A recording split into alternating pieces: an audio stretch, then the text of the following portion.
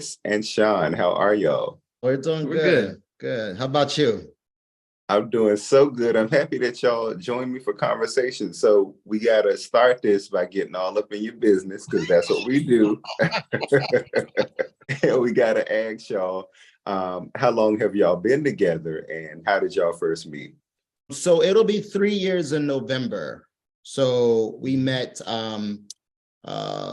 so that'll be 2020. Now, how we met, Oh God. you know, You probably need to do a part two. part two. Uh-oh. I had actually just moved here to Huntsville in September. So I was already in an open relationship.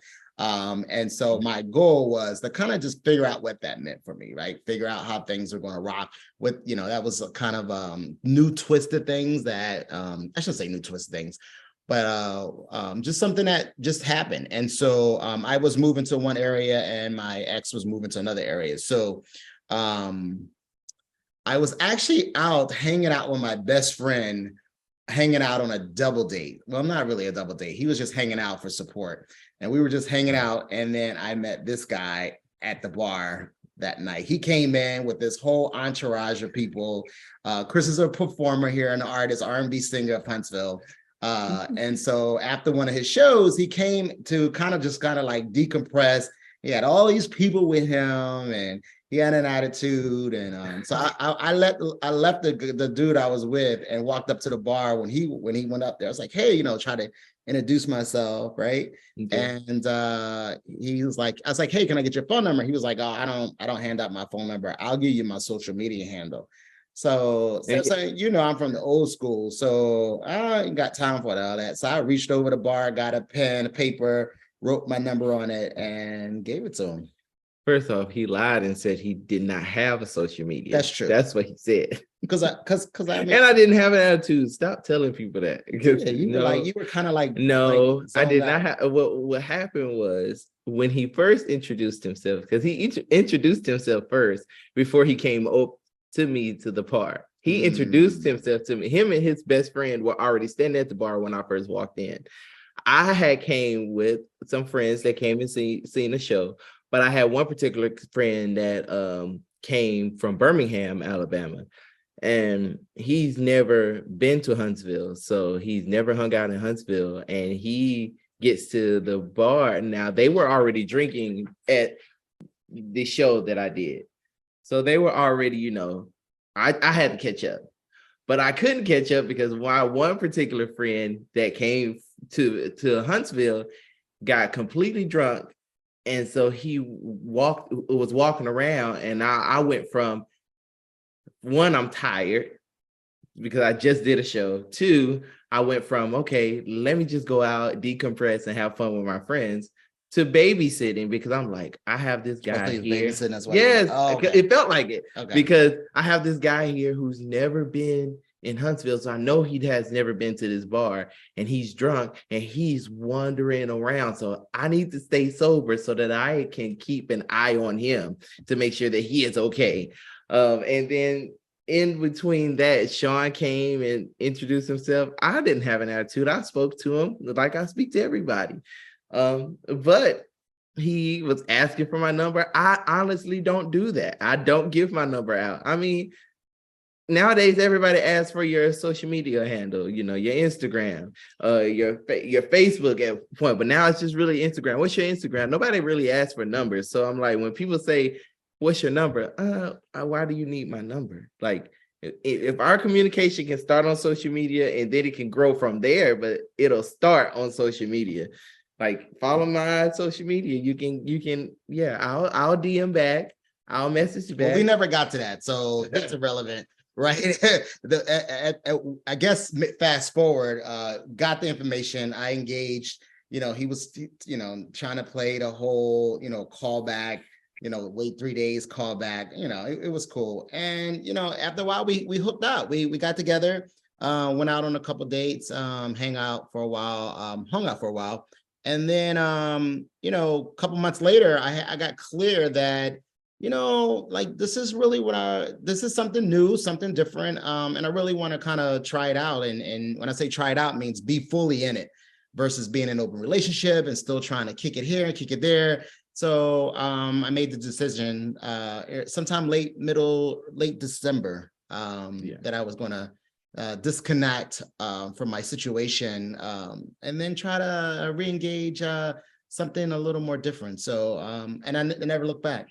So we've been full speed ahead. 2 years later, we got married, and 2 months later, here we are. Before we go further, we gotta talk about the wedding. What was that like?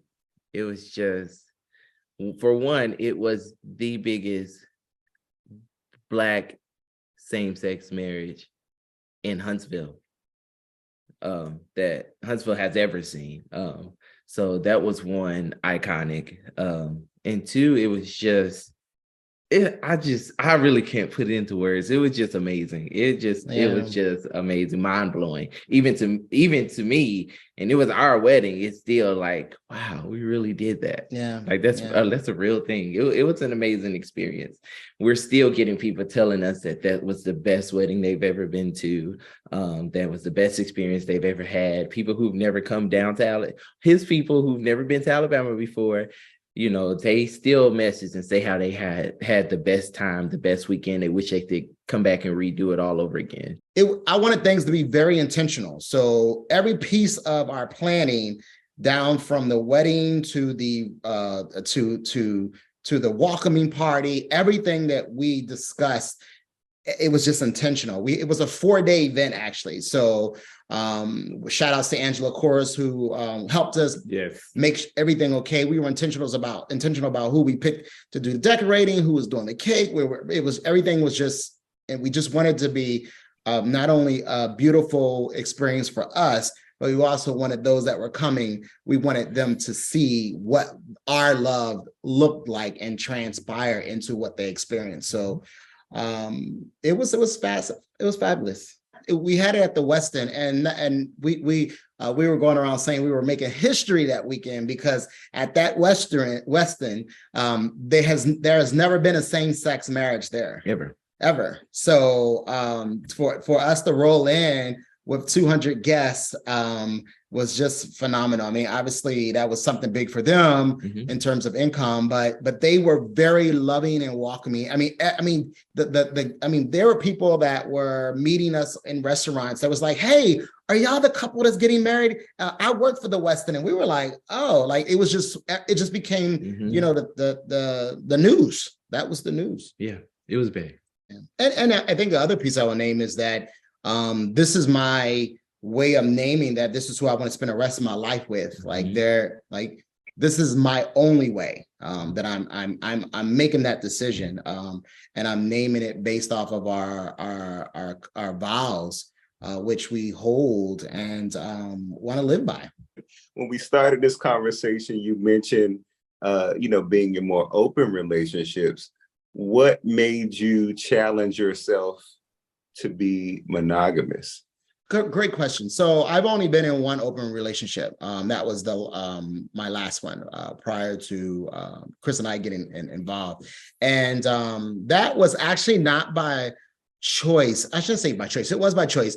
It was something that I thought I was like, oh, let me try this. Let me see what this is about. I was committed to it. I was open to it.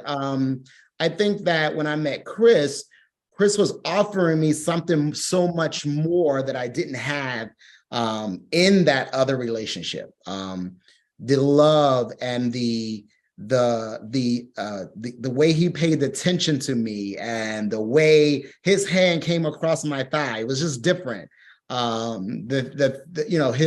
His willingness to shift and compromise in many ways was also Kris is a family person.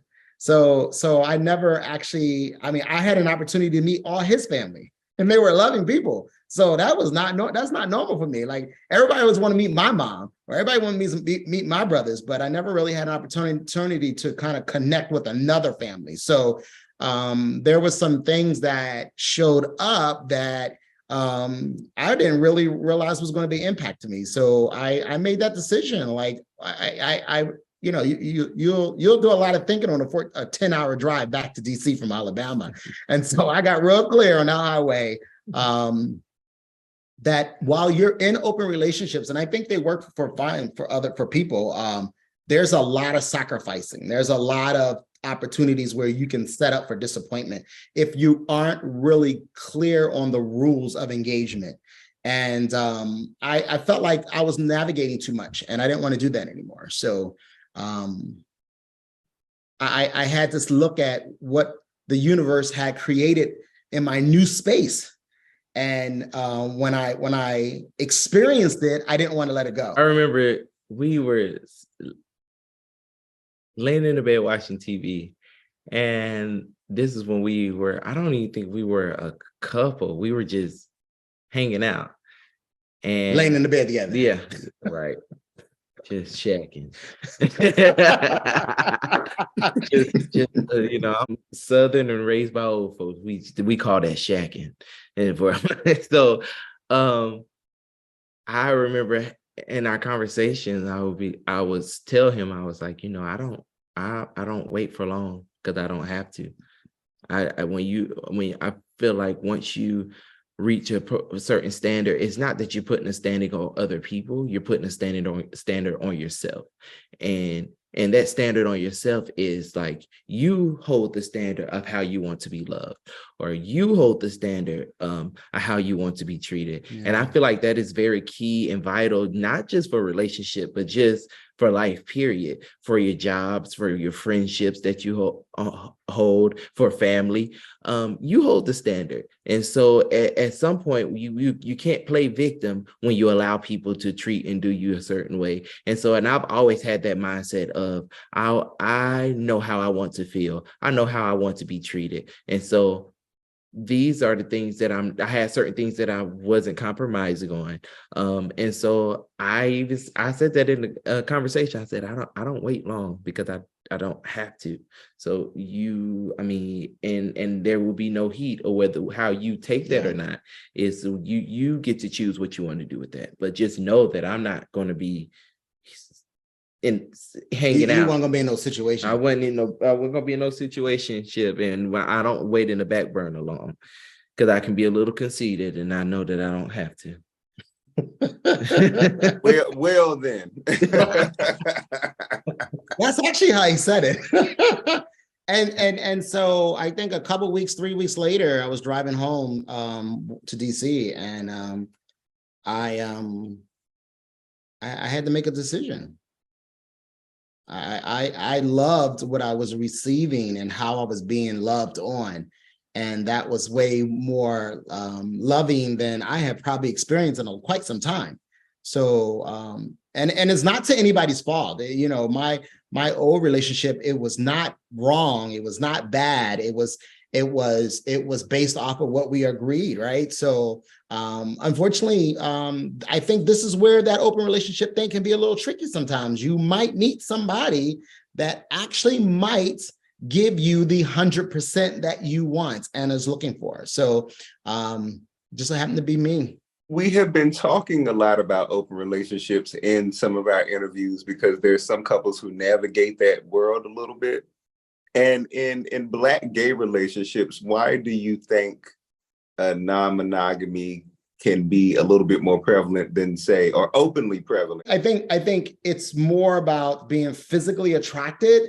And then I think the other piece is about who you actually love, right? And I don't have it be that because I want to sleep or have sex or I'm attracted to someone that somehow minimize how I love over here.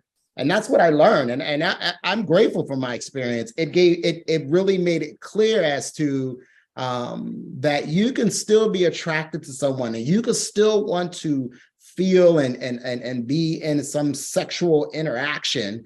And it's just that. It has nothing else, right? And then there's the one that you still have sex with and love completely unconditionally. I think also that, in Black gay men, and I'm not saying for all, I know just some of the ones I've talked to, and it's also takes away from the whole urge or need or the shame around cheating and the guilt and, you know, because that's completely moved out the way, right? Now, obviously, some of that still shows up because what happens is that people start to deviate from the rules. I think that if you are in an open relationship, that there has to be some agreement surrounding what are the rules of engagement. And once those things start to change, whereas I did not want to engage to make it feel like I'm doing something outside of the rules, I decided to disconnect, whereas some people may still try to do both, right? And but I think it has to do with that. And there's some folks that will say that we're not here on earth to be sexually with one person. Our bodies and somehow vibe and puts off, emulates some type of vibration that attracts other human beings to one another, for some, whether it's sensual, whether it's something that causes me to want to touch. And I think that's how it lands for me. I learned a lot. It tested my love. It tested my respect. It tested. It stretched my understanding of knowing that just because that sex was an opportunity, the way I laid, the way I comforted, what I did, the way we hung out, how we held hands was different over here. It was just different. Kris, why was that an absolute non-negotiable for you? It's like he said, it's all about experience. I have never experienced open relationships. However, I have been in relationships where it did not end well because, you know, there were others involved. And of course, you know, I was young. I mean, my first boyfriend, I was 18 years old and we were together for 7 years. And so, and in that 7 years, I found, you know, there were times where he would step out. There was times where he paid for it. And so I just didn't like the way that made me feel. And of course I was young then. So I was young and like a lot of, like pretty much all Black same-sex loving males and females, we don't have a blueprint. Right. We already come in to any relationship or into life period or any situation with insecurities because we're also not raised to like ourselves because of who we like, who we are attracted to. So we already come with some insecurities. And so I don't have it in me.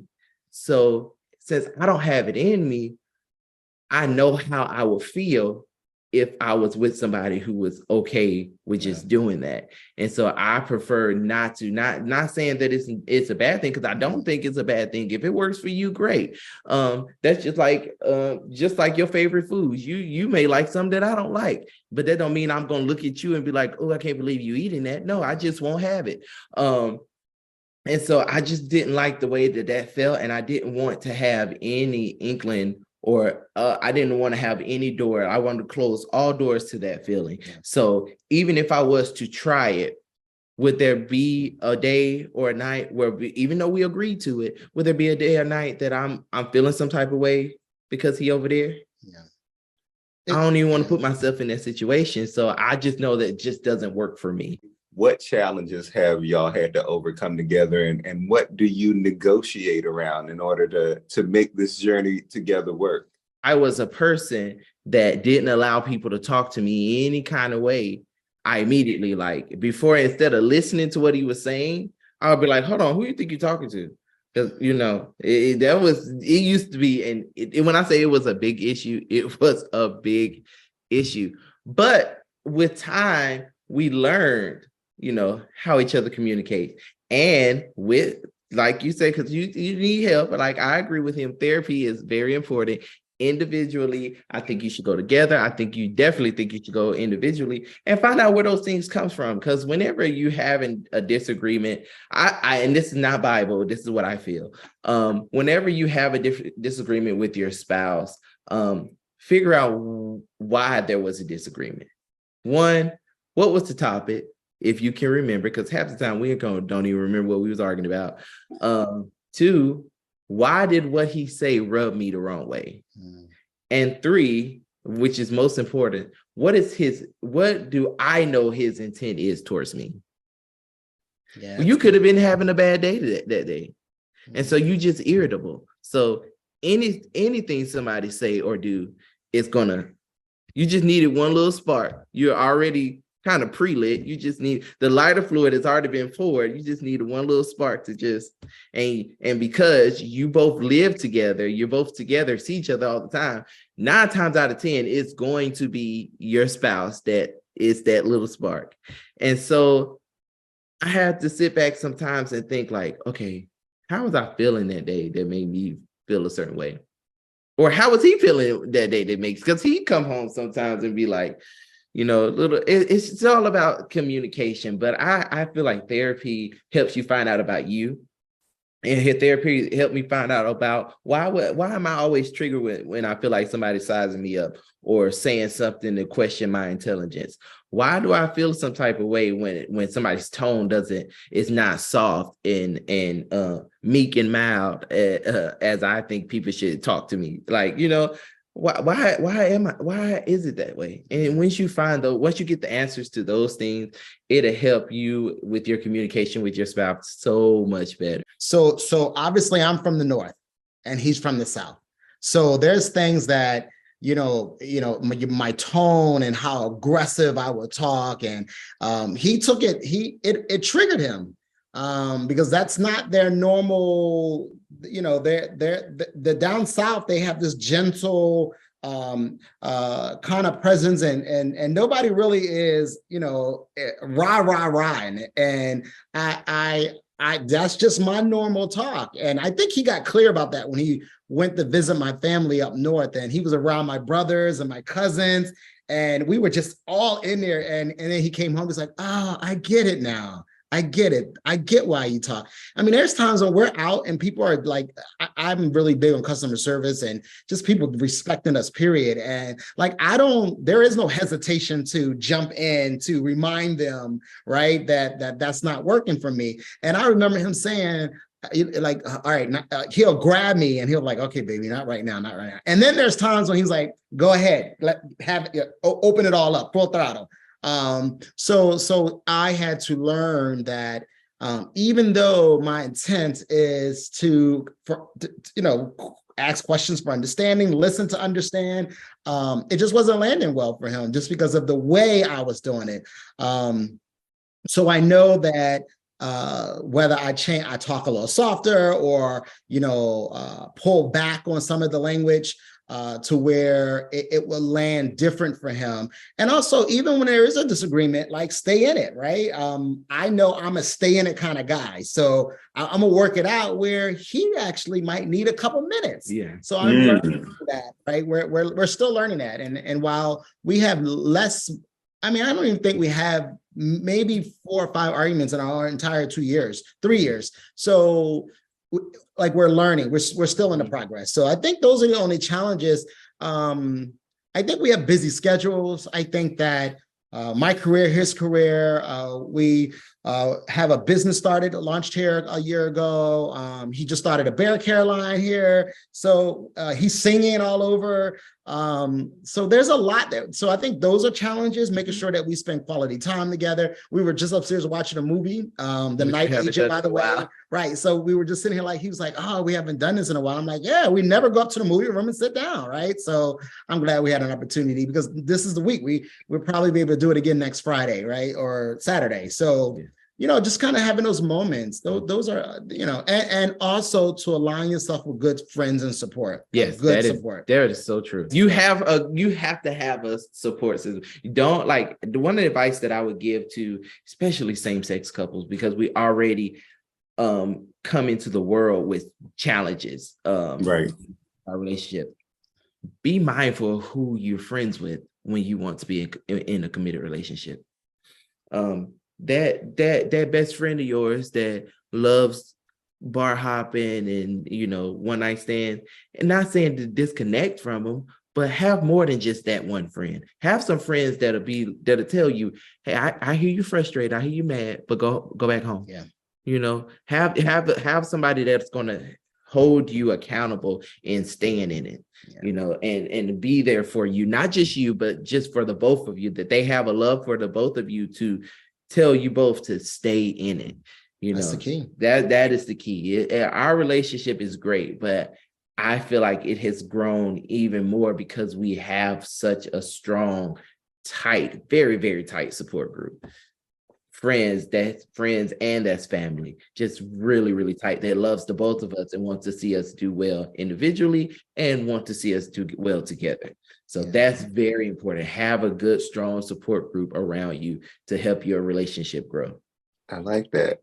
Last question. We end these conversations with a Joseph Bean quote. Joseph Bean quote is, Black men loving Black men is the revolutionary act. So Kris and Sean, I have to ask y'all, what makes Black men loving Black men so revolutionary? When Black men get together, there is power like no other, okay? I feel that I have been connected to Kris to do something. We both have been connected to each other to do something in this world that we could not do alone. Mm-hmm.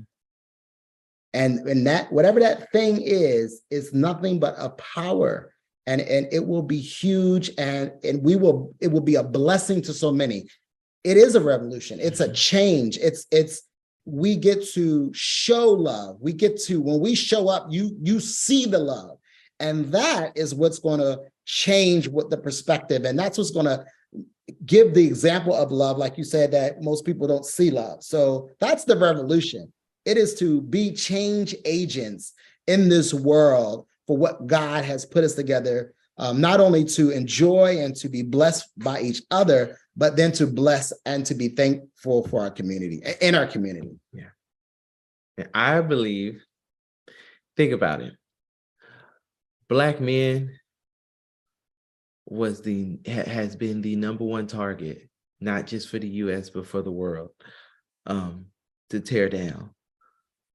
So the world knew what value we possess, what jewel and what power we have as individuals. That's why the whole world has always been targeted. Black men. Let's keep them out of the homes from raising their children. Let's tear them down. Let's kill them. Let's put them in prison. Let's lock them away. Let's cause them to fight each other. Let's cause them to fight each other. Let's get them on drugs. Let's treat them as outcasts. Let's treat them as rebels so that their youth can grow up and not know what love is. So because they don't know what love is, they'll come out and do exactly how we want them, so we can lock them up to, or put them 6 feet in the ground. So the world knows how powerful a Black man is.